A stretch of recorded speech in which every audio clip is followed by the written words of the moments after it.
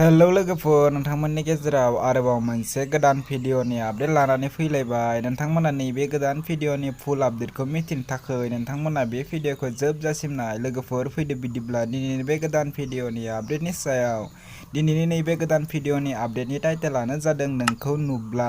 लोगोफोर, नोंथांमोना दासिम नैबे गोदान भिडिअखौ नायाखै अब्ला नोंथांमोना नैबे आंनि भिडिअनि गेजेरजों नायनानै लानो हागोन। बेखायनो बे भिडिअखौ जोबजासिम नायनां। बे भिडिअनि कास्टिंआनो जादों हरि हाज'वारि एन्ड देबि बसुमतारी। लोगोफोर, बे भिडिअआ जोबोरैनो मोजां जादों आरो बिथांमोना नैबे भिडिअखौ अलरेडि फुल आपल'ड खालामनानै होखाबाय।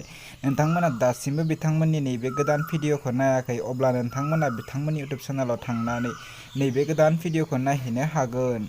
नैबे भिडिअनि कास्टआनो जादों कुलेन, रिना, सायकमनि, लक्ष्मी, खोरोमदाव एन्ड दीपिका। लोगोफोर, नैबे भिडिअनि डिरेक्सन आरो कनसेप्टआनो जादों माइकेल मुसाहारि। नैबे भिडिअनि मेथाइखौ रोजाबदों राजु मुसाहारि। नैबे भिडिअनि प्रडिउसारानो जादों हरि हाज'वारि।